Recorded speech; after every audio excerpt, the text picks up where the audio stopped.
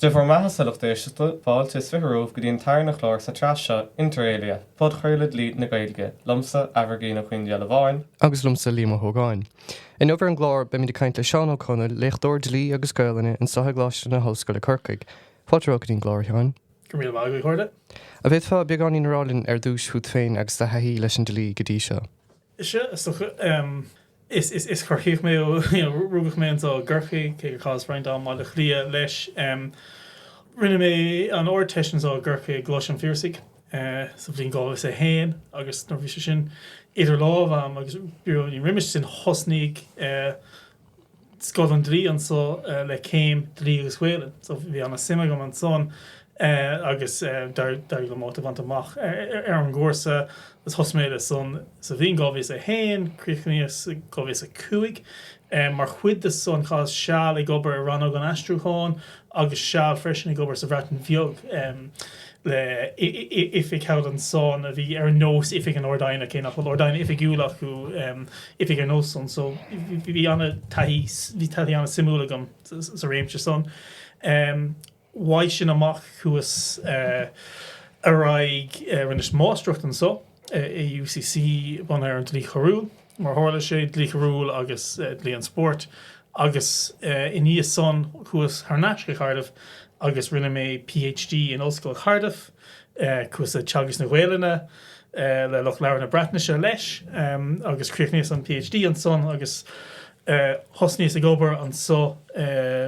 gábhfuil a 8 deire gábhfuil a 2 gábhfuil in ní agus tá so ó hin agus hosníos an modúil Dlí bunreachtúil mar chuide son agus ban an solta son, so sin an róla agus bím se gafa le rudí eile nó Dlí an Sport Dlí na gcuideachtaí leis is doch an passion is mót an ná an Dlí is an Gaeilge na chéile agus an Gaeilge atru is docha. Anna bheith agus mar sól de chách beag Reifrinn siúl ar an 8ú Márta ina méid an pobl a bhótáil ar lasathe hamolta do bunreacht na hÉireann. So beag hábhfuil a chur ó scór an fóbail don lasú seo, ceanna có buinteach le cúram. Agus an cean eile de bhaintach le brí an tailig. Agus beag gá achrú a gceist an so. So inis agus ag féchant ar an leabhar an óla setha éisithe ag an gimisiún teagháin. I láthair na háir sé déir an bunreacht an article a 10.1.1 a de bhíon an stát gur be an tteaghlach is buan éanad príomh bunig na chomhéanacht de ar nádóir. Agus gur first morálta ag go bhfuil cearta do haanta do chlíte is ása agus is irde na éanreacht déana. Agus in article a 10.3.1 os ar an bósa atá an tteaghlach bunathe, gawan an stát ar héan cimmercha file a dhéanamh ar ord an fósta agus é chosant ar an sí. An tarna ceann an mulle a hána go meid se athirthe os ar an bósa a an tteaghlach bunathe, go dtí díreach gawan an stát ar héan cimmercha file a dhéanamh ar ord an fósta agus é chosant ar an sí, gan an ochlíocht os ar an bósa atá an tteaghlach bunathe a bheith mar réamhrá den chuid son. An ceann eile 10.1.1 be héan, ad bhíon an stát gur be an tteaghlach bíoh sé bunathe ar an bósa nó ar chungus bhuan asacha eile is buon éanad príomh bunig den cógéanacht de ar nádóir, agus go first morálta ag go bhfuil cearta do haanta do chlíte is áras agus is ir na éanreacht déana. So an dá athrú an son, ná go bhfuil bíoh sé bunathe ar an bósa nó ar chungus bhuan asacha eile á chur isteach go 10.1.1 agus an ochlíocht os ar an bósa a an tteaghlach bunathe chah beag sé sin á bhaint ó 10.1.3.1. Maidir leis an Reifrinn ar cúram bhóta bháineann ag gur dhá ahrúbhólta, is séir de thugais leis an mulle ná article 10.2.1 agus article 10.2.2 a scrute agus article 10.2b nua a chur isteach.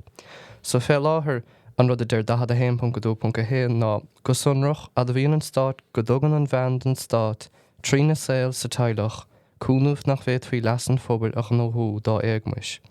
Agus der 10.2.2 Iime sin féochaigh an stát le na chur an áirithe nach méid ar bhathracha cluine de dheasca irisa dul le saothar agus fáilí a thuairt dá cheann sin ina núlgais sa tteaghlach. Agus is sé an mulle atá molta acu ná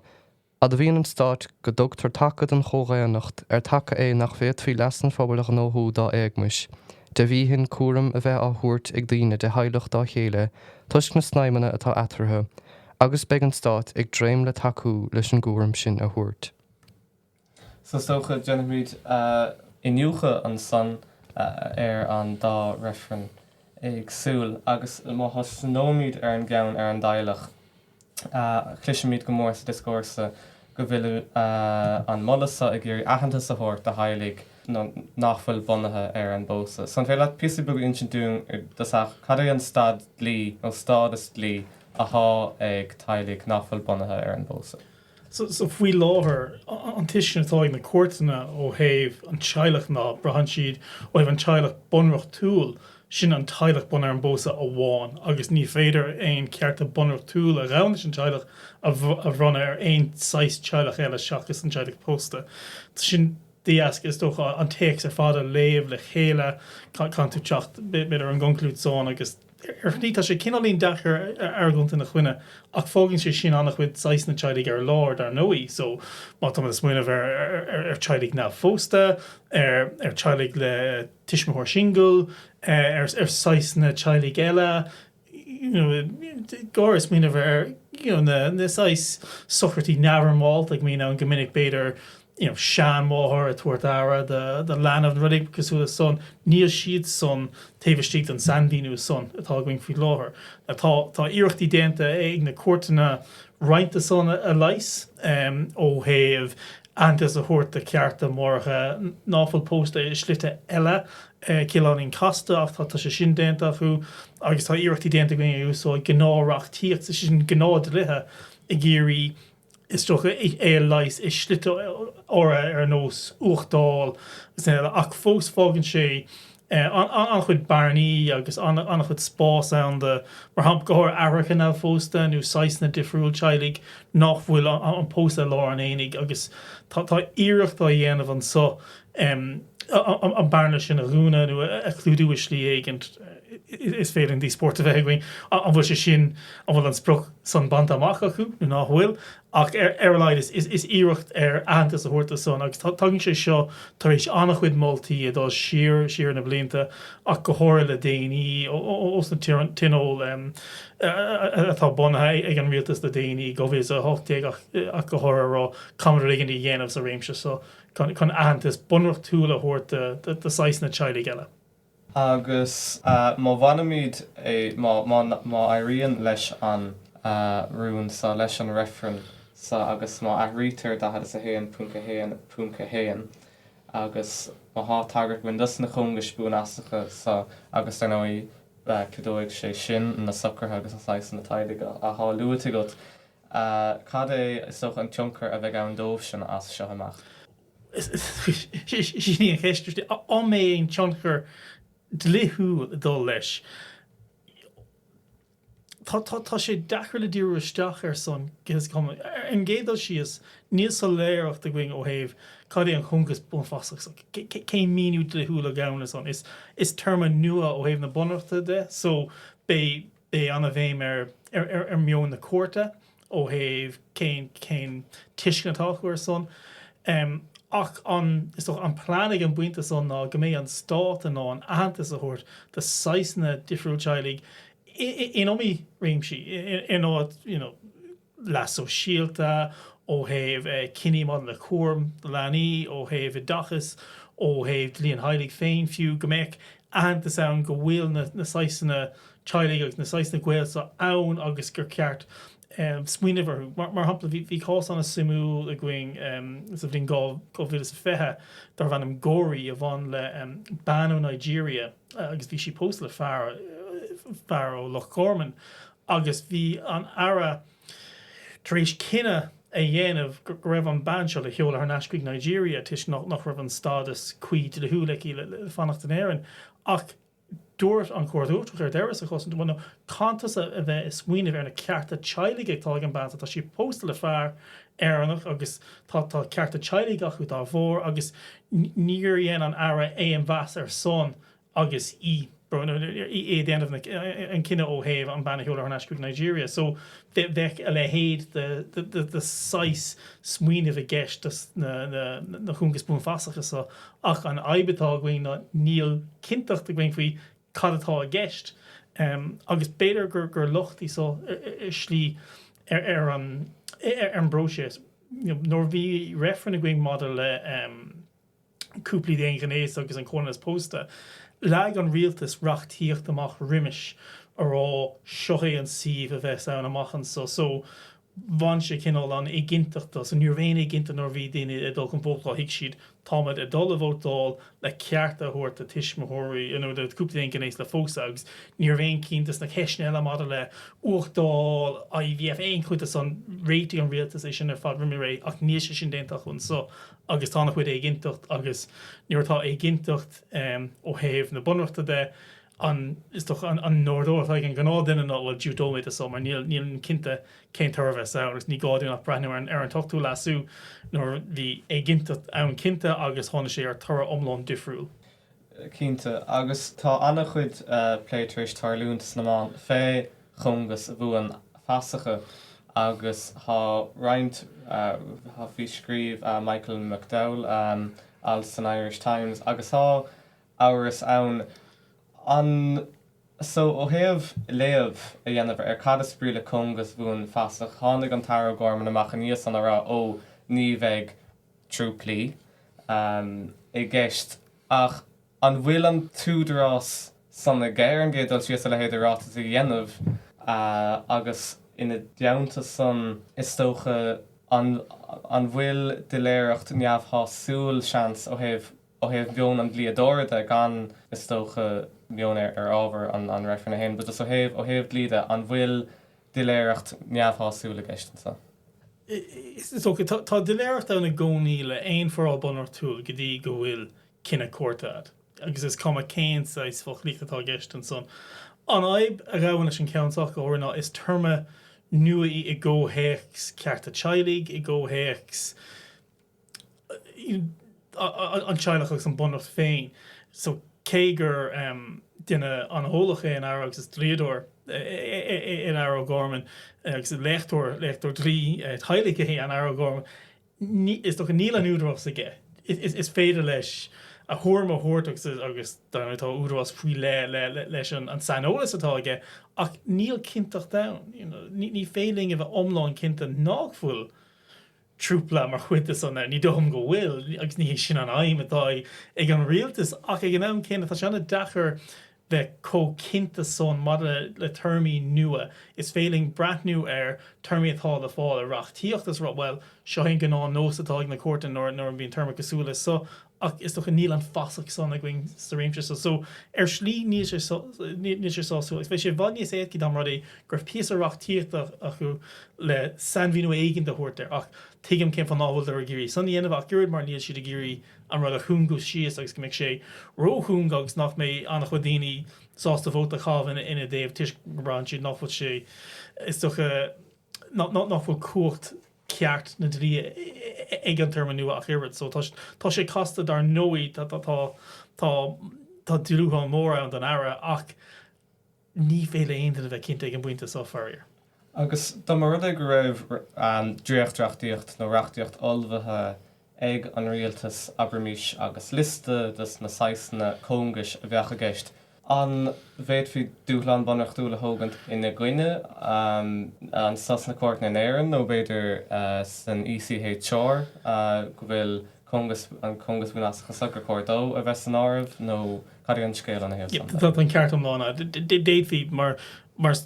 léirún tá reachtíocht ag leibhéil a bháin agus tá bunreacht ag leibhéil níos airde na son so déadhí an rá bhfuil níl an reachtíocht so ag dul leis an bunreacht agus tá reachtíocht so chuisteach ar méid agus ar an aim atá ag muintear na hhéireann agus iad chuir an text nuas as a bunreacht agus an son ó héamh an cuairt an orb ar nóí tá cheisna eile an son cé nach féidir lo teachtaíar a dúigh ar méad atá sa bunreacht féin is féidir lo a rá bhfuil reachtíocht nach bhfuil reachtíocht a clí le termí an ECHR mar hampla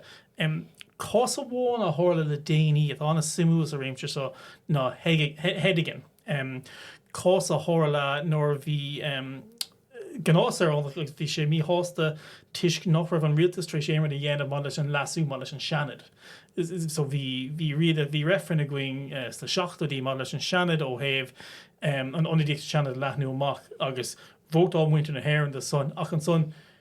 níor dhéan rialtas na hhéireann éimrad leis annach chud rialtas in ige chéile dog siad an reference her an reference an ann bhí an folíigh nuas sa bhanacht ach fós le ó héh an réimstín greibh an bhóta cháh I tácha na seanada bhí sé fós an naún agus thóil heidigin an cáúir sé bhí sé seár intanig muintú na hhéan. Bhí sé intanig muintú na hhéan nóair bhótáil siad don bhábhar an reference ó greibh an rialtas chun ag an dhéanamh leis agus níor dhéana an rialtas agus dábhrí be ceart ó bhd ag an dhéanamh faoinis agus glach an chóirt leis an airgón son. So bhí sé simúlas a chóhaic só an mé daoine don cás a hógan amachchan sa rá well bhí sé ar intanig muintú na hhéan go nach nóhí an 6 chungus an 6 agus níor sé sin déanta ag an rialtas san isis agus dábhrí sin tá ílach ar chu é dhéanamh amachchan sa. Agus an cás a hennehan bhí sé samúl ná raibh lí is ar an géad léamh seans nach nóach an gnághine go raibh dúlgus a chrathú códhéanamh an teanad a chathrú. So bhí sé san samúl lí san go raibh is tócha agus lú tú an tochtú lasú is tócha go léon an chóirt forálacha nó lasathe ar lí beidir nach míon in aganna an gnághine nó ar léon sé an lasú nó an foráil ar dasach. So an bhfuil tuairmar lethe go fé seo cé chun minic an gné substantú leis seo den Dlí just nach onan beidir an brí a ceapan daoine a gabhain le rud agus an bhrú aons na cuairt nás. Tá se bheith costa bhí cás eile cáú le gcuing ar bhanam Hanafin bhan le Reifrinn agus chur an rialtas a staach in neadar a thuúil ar an bróis Reifrinn agus bhí Hanafin i ggéir bhil ní hé sin cad bhí gceisi muintear an dámrádaigh raibh an ólas cuí acu is dámrádaigh ná chur an rialtas a staach bheith tar aigen eile ar agus cin an chóirt ó an brehil flairtí ní féling sinna dhéanamh irid cé go raibh locht ar an bróis cáid ghlacha leis ní féling a bheith i ggéirí sin féin a heistúrá an é seo cad bhí gceisi muintear nó siúd an degan á an rud is soléirí ó héh an míú de thuúil is éasci gur féile ó bhaint as forráil buna tú sin an roiig ceartó a dhéanamh ach an sin an rud simú féhéigh ná go raibh siad sásta well agus beidir go raibh na fearcií a héigh islí charú sé leis mar bhí seanna soléir támad chun é seo dhéanamh an seanad. Seo an tara ar an reference agus an son níor hála sé sin. So tá sin difriúil sa chóhaic só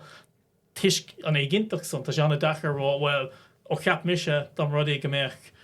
chungus bún fasach sa bhhacht bé mé héin agus má trúpla go mé méidir go aithna mé an cuairt sásta stádas bunreachtúil thuirtúing ar fád péad mar san ach ní hán dóstocha. Agus just mar nótas gcursala mag míad go raibh go dtíon céad Reifrinn eile. Agus léamh a dhéanamh ar an bunreacht meas tú an minic das na brethúna féchant ar an discórsa poiblí a bhí ar siúl a réifheachtas Reifrinn chun brí a bhaint amachchas agus an san maithe éon rud eile gur bhela a rá a fin Reifrinn áirithe. Yes, so tá ceist an simúil ó héamh na brethúna brethú siar an brí de chuid is mó ní déanaan siad son agus an fágan tá seanna dachar an brí soléir bhaanta son. Cím if you want a reference software láthir tá an Ará Gorman tríéis riligint a bháinrá agus is Seán Ó Conaill in Ará Gorman tá Michael McDowell agus is Seán Ó Conaill McDowell darcom lá difriúlaige ó tá sé so tá seanna dachar riligint a bhaanta son. So an rud a heigin gur ghiiri siad isteach ar ná an mé le bhí le rága hifigiúil. Na nuair bhain commission Reifrinn ach nuair bhain commission teaghlach ach ag an amson ach ein rud ifigiúil a tháinig amach sin an áit gur hirir siad isteach ar so déach siad ar an bhuchlíigh sa forráil féin agus ar an 8 na chur an tedal fadas an 8 agus an 8 féin ó héh an lasú dhéanamh ar mó sin iad rud ag dtíir isteach ar go simúil tá níos mó going is tá commission teaghlach going agus le haid na riimiis ó bhí commission Reifrinn going agus is dócha tugann sé sin beidir níos mó fiol ó héamh graim a bhaantas agus beidir ionsaí dhéanamh ar amachchan so bé sé simú mar hampla cad a tharlaíonn má deireann an commission teaghlach go deireann siad rud an tá míchraí agus cá muintear na hhéir an bhóta i bhábhar rud an bhfuil duine an cos rud chamis a bhóta a bhábhar an rud tuisc an rud gur luaí an commission teaghlach is sin míchraín so ar nós Hanafin nó ar nós Díine an meic éon seans acu, dul a chuine an raibh an Jordan an cos a choú san agus ní dul go meic mar mas mu siar ríis ar méid a bhíle rá ag an brevo flaherty sa chás hannah fan dúirt sé do so in terms of it be an awesome undertaking to overturn a referendum result, no matter how flawed that may be. Tá sé rá má tá lucht leis tan ghlacha leis sin mar, the people have spoken mar deirtar. Anna bha, agus inis a boga go dtíon vóta ar cúram, canna hebh gur an lasú se molta sa chéadáid? Okay, so tá omí rud a tórlúan sa. So an céad rud ná, tá an foclíocht atá le fáil sa fráil atá going faoi láthair, tá chuirsíos déanta sa mar an píosa is asdátí gur féidir áil sa bhunreacht, an talamh Kelly, luair sé sin an talamh Casey, dúirt rud an cosúla san, gohfuil sé omlan asdáta, gohfuil sé ag brú síos ar maná agus ar an céad léamh ní féidir éilúhaid son is dócha. Tá rudí simú a tórlú idir an text an méras an text an ghail is féidir fila ar son I gceann na méid. Ach ag an am chéine, bhí annach chuid díspórtaí model le daoine gcuin gafa le cúram agus nach bhfuil éon stádas a chuú nach bhfuil éon antas agus an brú a chuirnte sin ar daoine agus an chabhar a chuirn siad san ar fáilt an stát. Agus nuair thosaigh an feachtas sá amach an mála raibh an rialtas ná banadís an rud ar fád amach agus ní chuir fí éimrad sa bhreisisteach in áit, just ban fí an rud ar fád amach ach an son tháina sé os cóir na tinól agus os cóir rain cuistiíoachtas agus tháina sé, okay, banamid an seanna foclaí tá amach agus cumad an rud sa staach mád le cúram leis.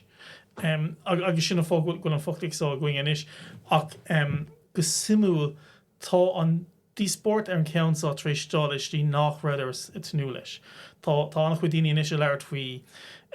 cearta daoine le mí chumas agus cén seannach go bhfuil ag an rud an son. Now an rud greibh ar internet an rialtas ná go sé seo don teaghlach amháin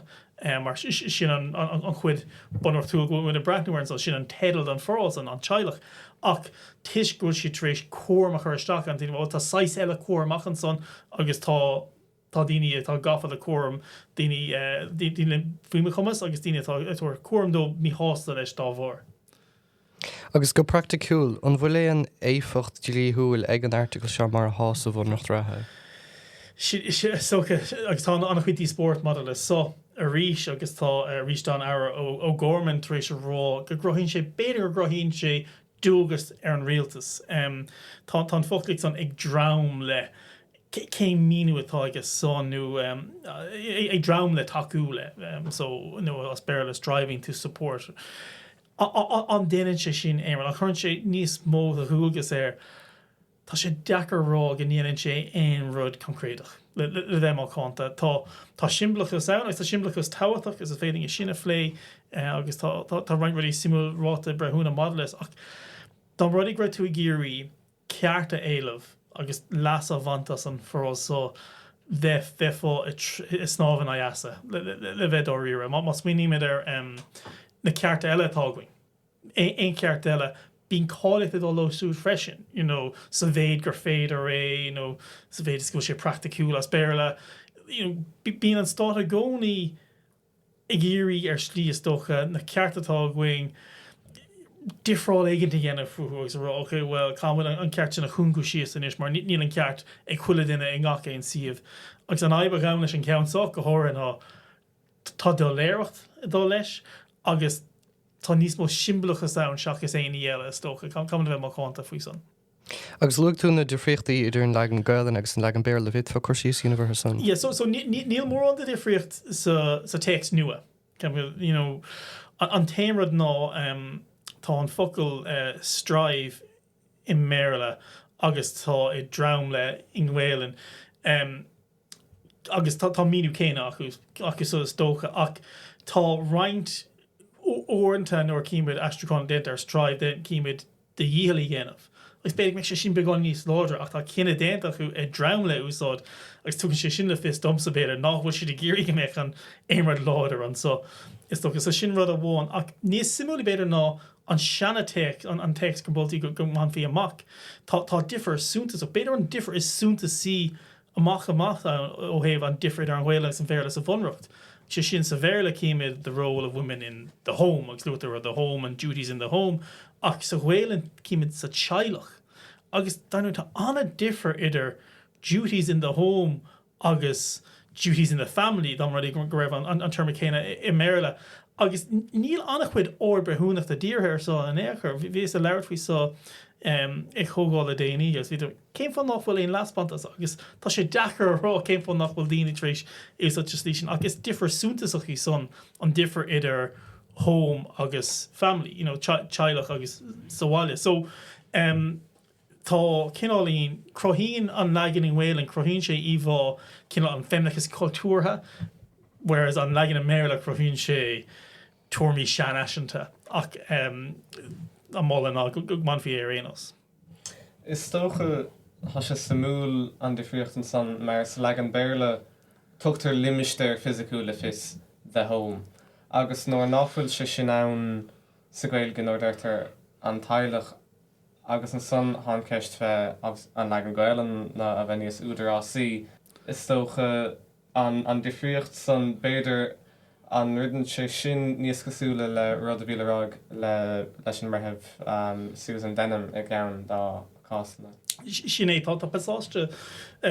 cáúil ó an chinine na bhí si sa mionlaigh bhí sé jaasén tú an brethebh Denham sa chás cáú sinnet.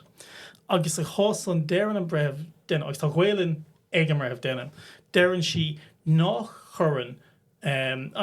article so nach churann se sin brú limister ó héh áit physiciúil tá me ná an an páirt omlána a ghlachas a sochaí ach go méid antas don ról atá acu ó héh beholíochta de agus ó héh an gná go míon is féling bheith leir faoi chónas an tamar fád ach titan tromlach an chóm man ná don chuid is mó an survey déanaí cá man ná fethe uirchlaigh in ag na seachtainna idul le chóm a thuirtaghine ag cá fear 10 uirchlaigh. So tá differ súntaach agus bhí an breh Denmar rá tugann sé seo antas de son ach ní ro dúiltatá ní sé rá cantú bheith lána sa bháile a ciistin na rigint mar son bhí si sé rá bhfuil go rud cinálín nu aimsre atá gist an ságus mé seanú son ach níor glachach le son agus níl éon leathnú amach déantar son níl éon is tócha bontáiste súntaach tar éis tacht ó an seanna fochtlíigh son ach go bháin in isise sa rís I cásanna bhana le dlí an heilig. Go raibh roiint ahantas an son ach an chuid is mó níl mórrán bontáistí súntasacha I tachtás chamad sin adháil. Agus so déir tú an san náfuil mór an bontáistí tar éis teachta amachchas an bhoclaíocht ratha hána géin bhí bontáistí amachchas do bhanach éirid? Is tócha sa seána simú mar bhí an ara Catherine Martin a leir faoi sa na déanaí dúirt si dearan an bunreacht go gaithí man ná bheith sa bhaile. Now, níl an fochlaigh son sa bunreacht ach tá íomhá san amachchan son agus dúirt ar seirla ní dearann sé sin sa bunreacht dúirt si bhfuil brahamse sin an cinál íomhátá ann agus níor si sásta I féinna ceartú dá bhór. Dúirt an brethebh Gaeilge sa chás cháúil chásí bheolán dúirt sé tá bhd níos mó a gceist le bunreacht ná dlithe. Tá aimimena agus spruchanna agus brimlódí na daine tá tar éis an bunreachtá ach tú I gceist freisin agus tá simplachas an na táhaach mar má braithníonn tú ar an picúir atá á chrothú de sochaí trí rud an nós bunreacht tugann siad a fist an cadí de rudí atá táhaach den sochaí son. So ar slí an bhfuilmid na rá goir fecin ar an text in Merla seach text in Wales go bhfuilmid na rá go caiig me man ná sa bhaile. Sin an rud sin an rud ceartta man ná an sin an íomhátá chrothú ag an bunreacht sa gcuinge agus dar nó níos sé sin ceart. So caithfar sinna admháil cé goméin siad an túm bhil tá legan in Wales an a difriúil agus brúin sin íomhá difriúil agus déine sin níos nó cíal freisin. Sa legan in Merla dearann sé a mother's duties in the home. cad atá geiste san. Níl éon san víú le húil in éon áid faoi na dúgas atá ar máthair sa bhaile. Ní handa, is ráméis le húil atá geiste. It's chuint sé íomh ach má lemad a raibbrethna an texting Whalen ar sé na dúgas atá ar máthair sa teaghlach. Well, tá dúgas le húil ar tiismiúthirí. Márta agus Africa sa teaghlach. Tá dúgus soléir lútar is an sa bhunreacht. So ní annach chud cíle van dá leis an legan an méile. Rud a bhána tá leis róna, well beidir an rud is éí den ná an legan i méile a lasú onas go méid sé ar aon dá leis an legan in Whalen. Now, ní den sé sin éon differ súntas a go héhann dríide, mar tuigeamid nuair tá cúblant bíon túsáil ag an legan in Whalen, ach go grothí sé sin íomhá difriú agus mé daoine an ná úsáidistí eile. So, is toch le fraga an a hoort ar a heisce. Níl sé trééis éimar dúiltach géanamh ó héhann dríide ach tá cinnta annach chu daoine amach san brain gur go íomhá dúiltach crutha ag an bhrásam. Cén éfach líthúil an dóla a bheith le bóta tá? So, be éfecht áirithe ó héh seans gur féad leat aragónt a dhéanamh os cuairte. Ach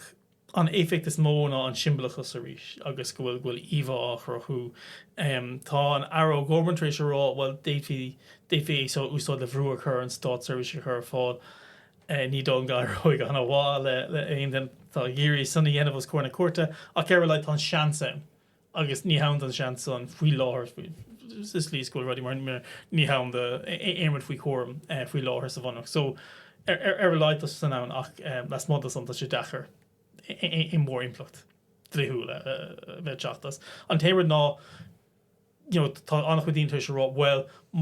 tá feibanna ó héh antas a thuirta daoine tá faoimi chumas agus gurbhí seo stocha an céad céim ar antas mar lua an ara is all déine beidir ceartú an Reifrinn a bheith go amachchan sa ar cheartta daoine faoimi chumas agus go mbeidh beidh stádas bunreachtúil faoi le acu sa freisin.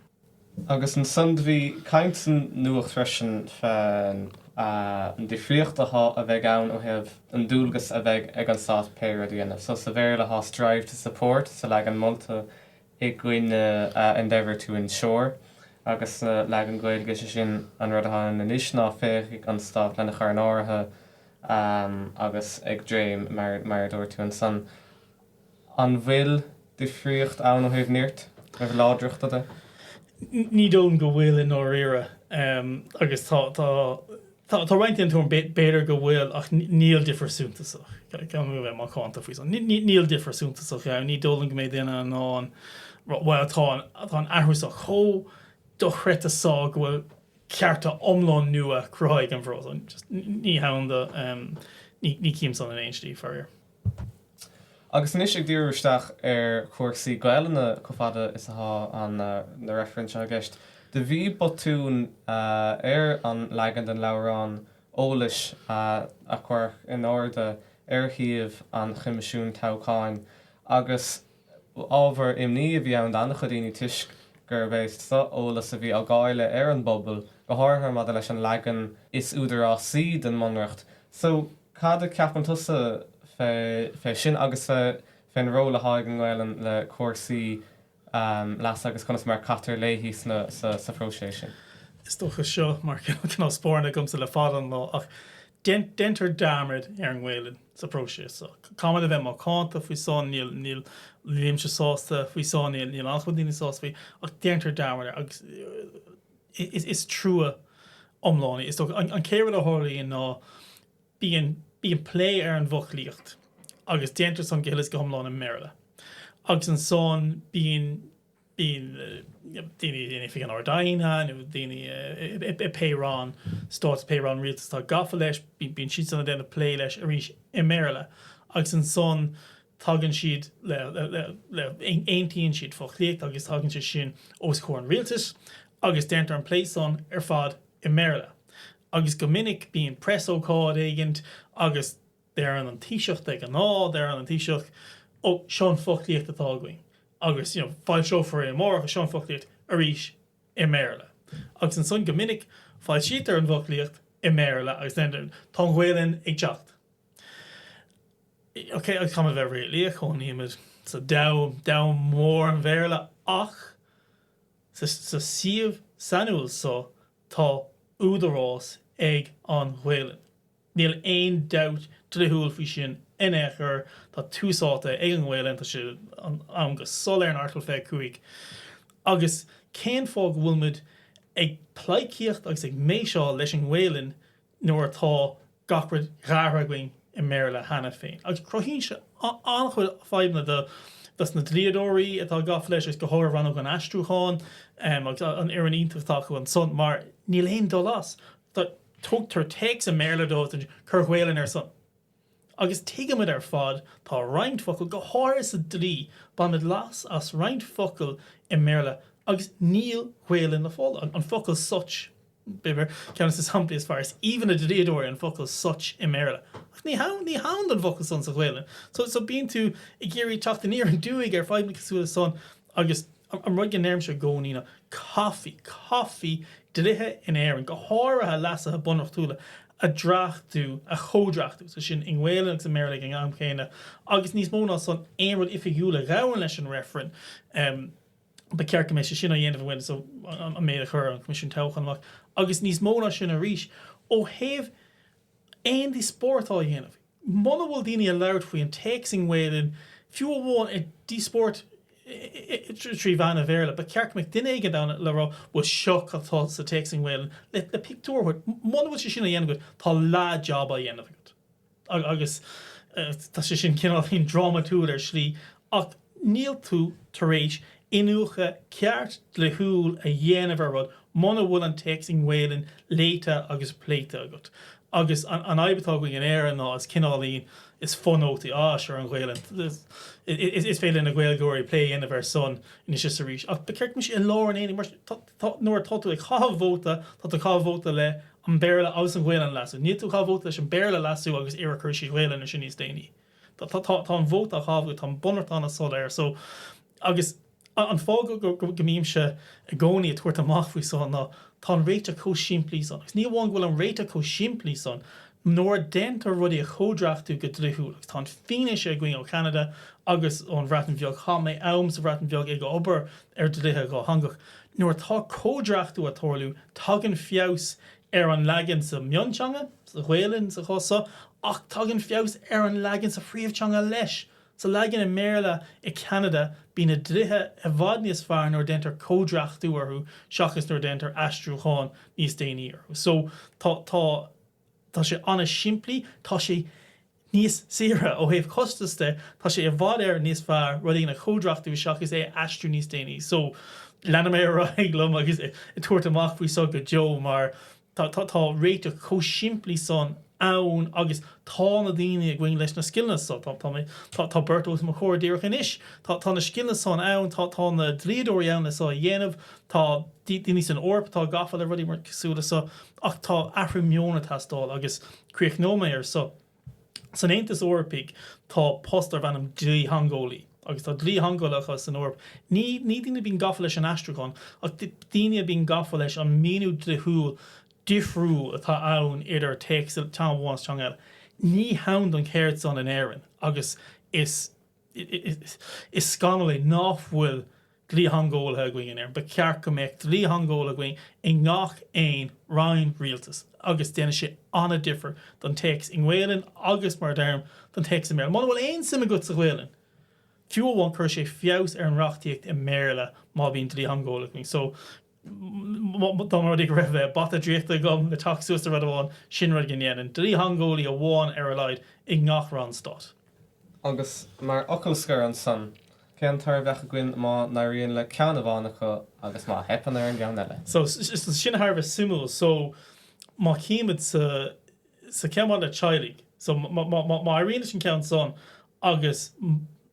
má aíonn sin ceann má de cúram okay, ceartglóir just tá sanbhíonn difriú go ar an teaghlach agus ní aithríonn an ceann eile. So